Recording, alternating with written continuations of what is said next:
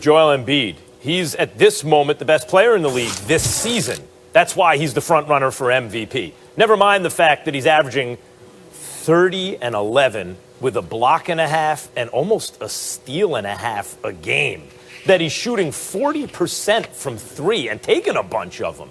That he's shooting 85 from the line. All the numbers are there on offense, which is why he's leading the league in PER, why he's been the best offensive player in basketball this year. I think arguably he's also been the best defensive player in basketball this year. There's no answer for Joel Embiid. There's no answer for him anymore. He's hitting outside shots and he's posting up, and what can you possibly do?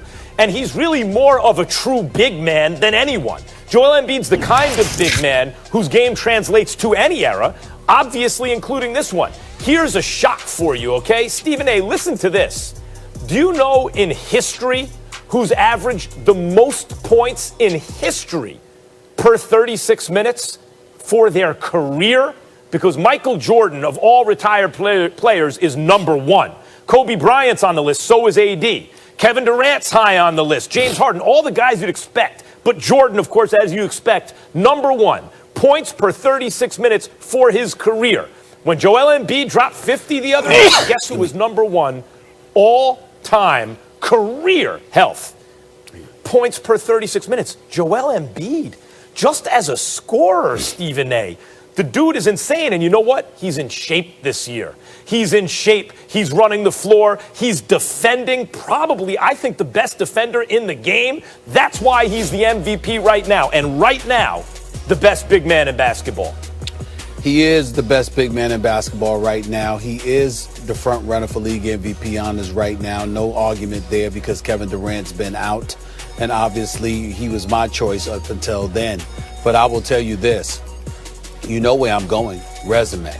And I'm telling you right now, I'm not going to pick him over Anthony Davis. Anthony Davis just was fresh off of finals, averaging 27 and 9. In the postseason, throughout his career, he's averaged 29 and 11. Okay, this brother, this year right now, he's just shooting up like 29% from three-point range, so he was struggling. You know, you got a championship. Joel Embiid got swept in the first round of the playoffs. Anthony Davis stayed in that bubble for those 96 days and ultimately captured the championship, and then about 2 months later, had to come back and play. So we'll see as the season progressed, if he had stayed healthy, what would have happened. But in terms of their resume and Anthony Davis's versatility, it's not that Joel Embiid can't hit perimeter shots, because we know that he can. But I'm looking at Anthony Davis a little bit better. I think he's more active as a defender on the perimeter than even Joel Embiid is. And I know what he can do defensively in terms of blocking shots and rebounds. He can do just what Joel Embiid can do. So for me personally, for my money, I would look at Anthony Davis and I would say that I would prefer him. Not right now. I understand that Joel Embiid right now looks like the best big man in basketball because he's the front runner for league MVP. He's been absolutely sensational this year, and he deserves all the credit in the world. No question about that. But if I had to pick between him and Anthony Davis, and both of them were at 100%, I would go with Anthony Davis. Listen, I can't argue the resume point. Can't do it because Embiid came out with injury concerns and they were well-founded. No, I'm not talking about that. I'm just talking about the 5 years he's played. But I'm saying part of the question with Embiid, it's chicken or egg. Like, has he not been in shape? And that's one of the reasons for injury problems, like his back, forget about the leg. Or is it that because he is a giant and his body's more prone to that, that leads to a situation where he's not in as good a shape? I can't compare his career resume to AD. AD's been better over his career. But I can say that right now, Embiid is in shape. He's in the best shape I've seen him. And this is the fulfillment of the potential when he was originally drafted. Like, oh, my God. Stephen A., he's the only, if he can play like this, if he can sustain this, think of the perfect center. Has it really existed? I'm talking about a guy who could do everything. Not a slim power forward / center dude, but a guy who can bang down low, who's over 7 feet, who's big and strong, who's got, by the way, who's a willing passer, who's unstoppable scoring inside and out, and who can really defend in the modern NBA. Embiid's the only one. He's the only one who checks every single box. Think of all the centers who've ever played who's checked every single box like this version of Embiid. Yeah, give me a chance to respond. The point is that I think as a big man, there's Go no ahead. question about it. A big man, but when you look at today's game, unfortunately, they're all labeled big men.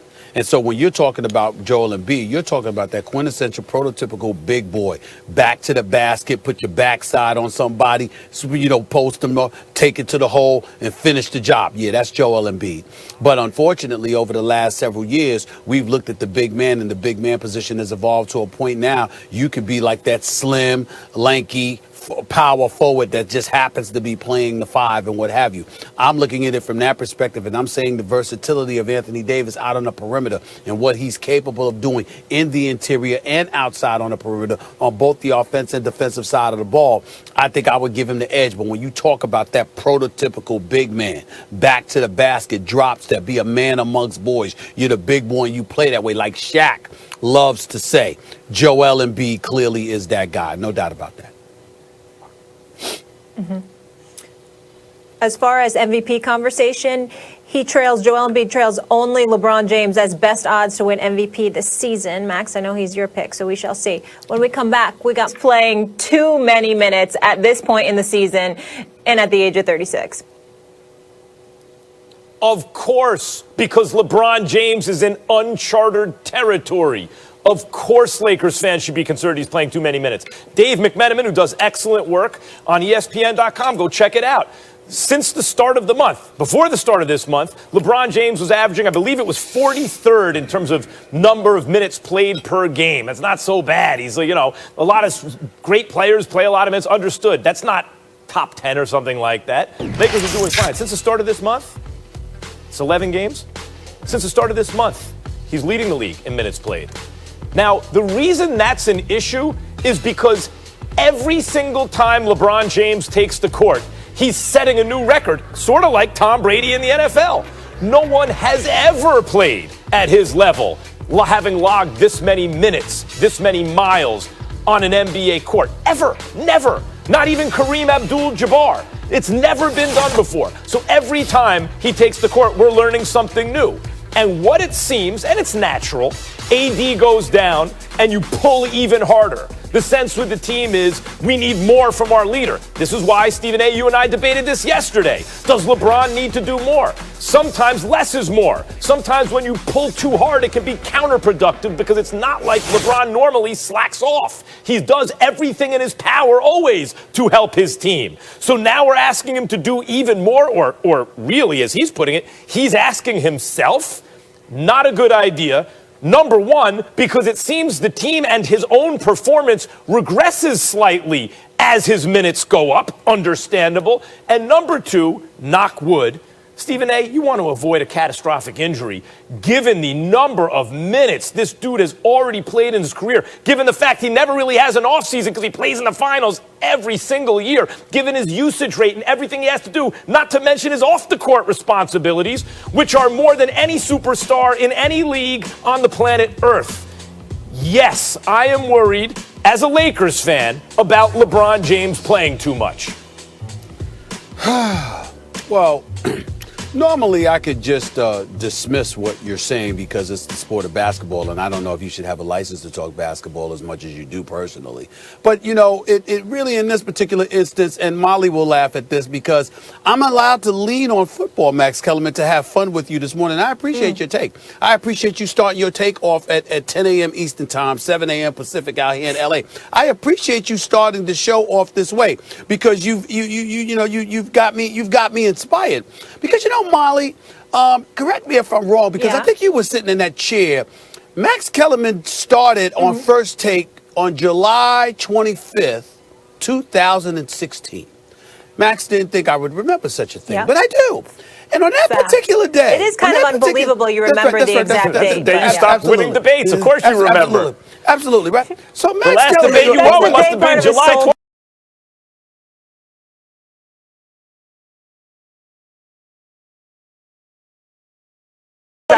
Max, don't interrupt me. Part of him died that day. I did not interrupt you, Max. I did not interrupt you. And of course you win debates because you take 9 different takes, so 9 different sides. So that's how you ensure that you don't lose. But here's the deal. Only seems that way, brother. July 25th, 2016, that was the day that Max Kellerman said that Tom Brady was over a cliff.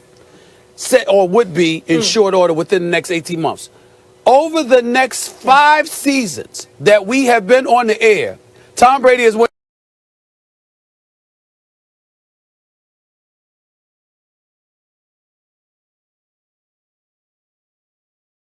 to four Super Bowls and won 3.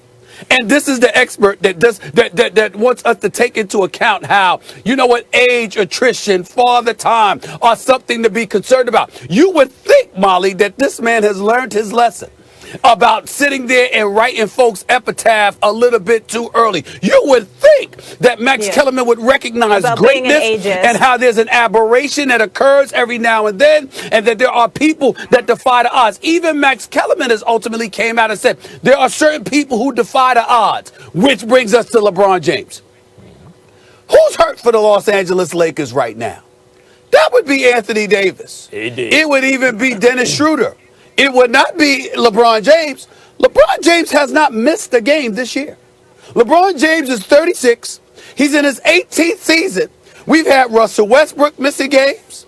All right, of course, Clay's out for the season. Kevin Durant has missed games. And by the way, Kevin Durant, who's fresh off an Achilles tear, is averaging 35.7 minutes a game when he plays. Okay, so what I'm trying to say is that when you look at LeBron James, his minutes are not something to be concerned about, because if there's one thing that LeBron James has earned over more than anything else he has earned in his career, it's to be trustworthy when it comes to his own body, his own conditioning, what he can take, what he needs, etc., etc. Be concerned about LeBron James' three-point shooting since the month of February began. Be concerned about that. Certainly be concerned about his free throw shooting, because he missed another key pivotal free throw last night.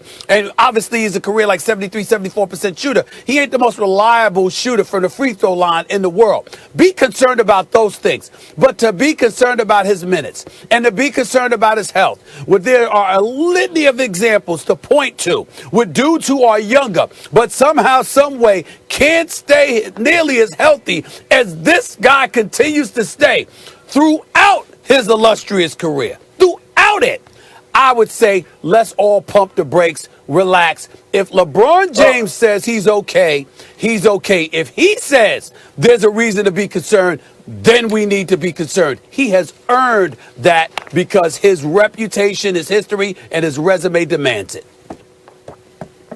Well, you got jokes, but there is truth to what you say in terms of giving LeBron the benefit of the doubt. There's always truth to what I say. Both with Tom Brady, and I was wrong on the cliff prediction with Brady, obviously, but I was just using all of human history versus the odds that Tom Brady would defy all that by this margin. He did it.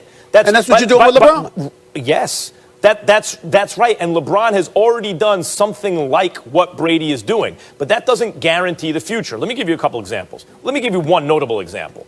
The last Lakers great on this